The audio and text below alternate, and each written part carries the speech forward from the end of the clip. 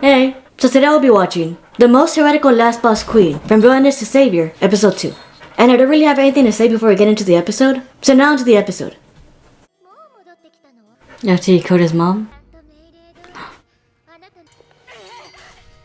Oh, so he can't defy her.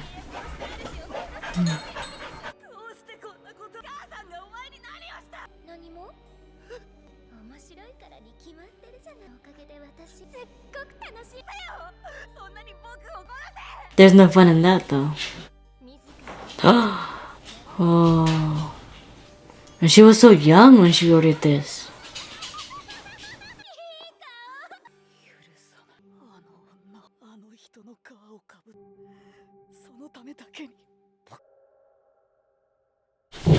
Did he have that dream? Oh.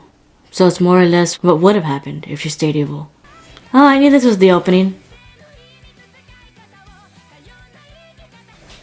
Now here's the thing I've always wondered. When it comes to these like villainess stories, when they're isekai as villainesses, is there ever one where one is isekai into the body of the villainess, and although she now has the consciousness that she had before, whereas she knows that she's reincarnated and she's no longer the actual villainess now, because she no longer only knows herself being spoiled and everything right now in this life, but she also remembers her previous life? Was there ever one where when that happened, that still the villainess side would try to come out every so often? Like she would try to do something good, but so like the bad outcome would come out where she would look bad to others? Or at the very least she would still have villainous tendencies even though she tried to do good, it would still just end badly sometimes? Like there's still this war between her villainess side and her previous life side.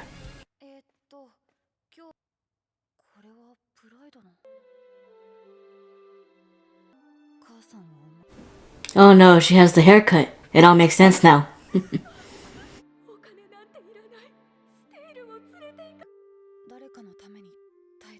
I love her eyes.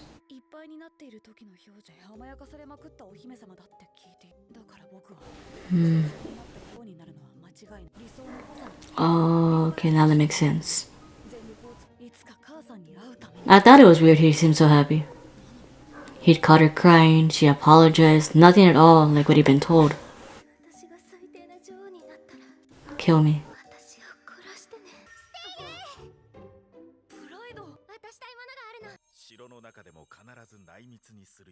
Will that even be possible? Is it to see his mom or something? A letter from his mom.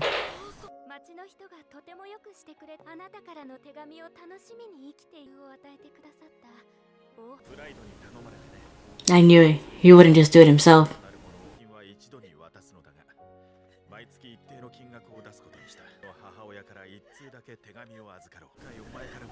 Once a year only. Interesting way to show love, but okay. I mean, it's better than nothing.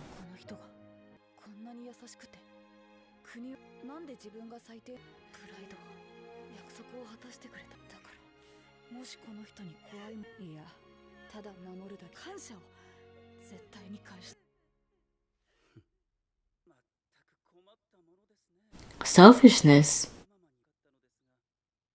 It's the Chancellor. Oh.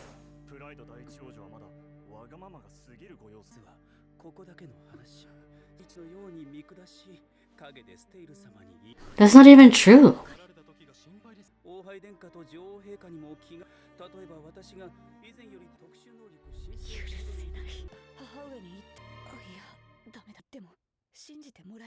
They'll think it's just like a trick.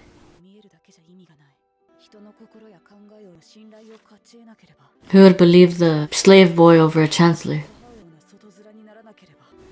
It's so interesting that he calls them father and mother.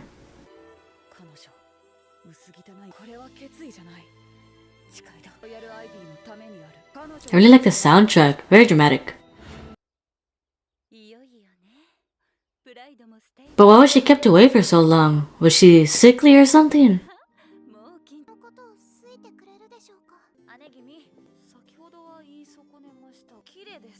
Aww.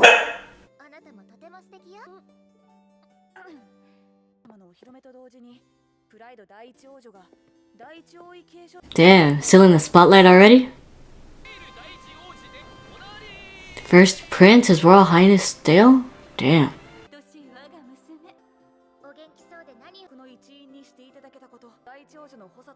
Next regent. So they are betrothed then?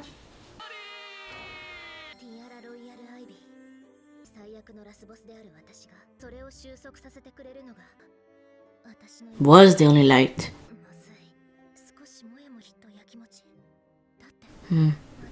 Well, you are like the spitting image of your father.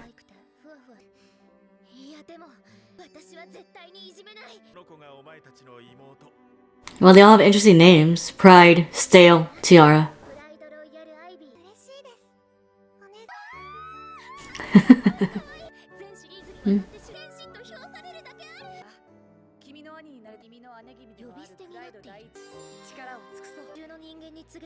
He's a part of the family.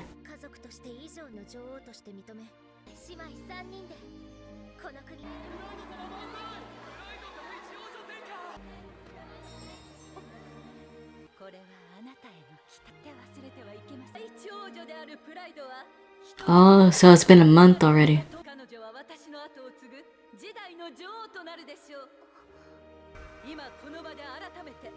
It would have been crazy if she announced Tiara would be the next in line.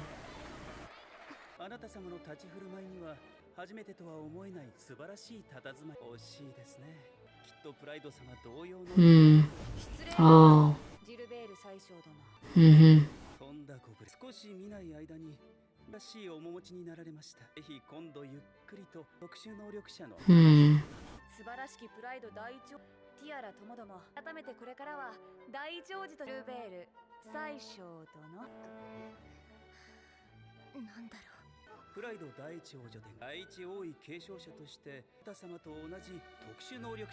There's others? Oh. I guess he spoke out of turn again?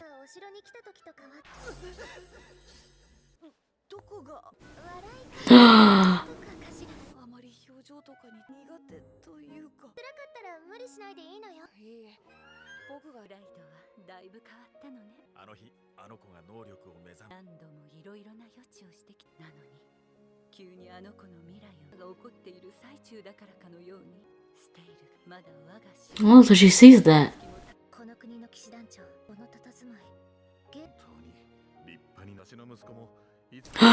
It's that guy with long hair, isn't it?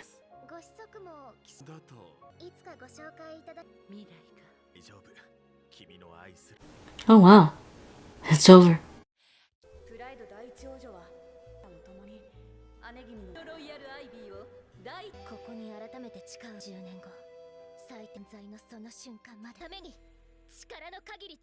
So in this episode, we're finally able to see Princess Pride's mother and sister. And just by looking at them, I know I made the wrong call by thinking that maybe they were evil too. Although, of course, appearances can be deceiving. But her mother and sister, they look really nice. Which again, I don't know if maybe I missed it in the first episode, but what was the point of having Stale in the first place? What was the point of forcing him from his home to live in the palace, forcing him to sign a contract, and becoming a part of the royal family? Was it really just because of his ability?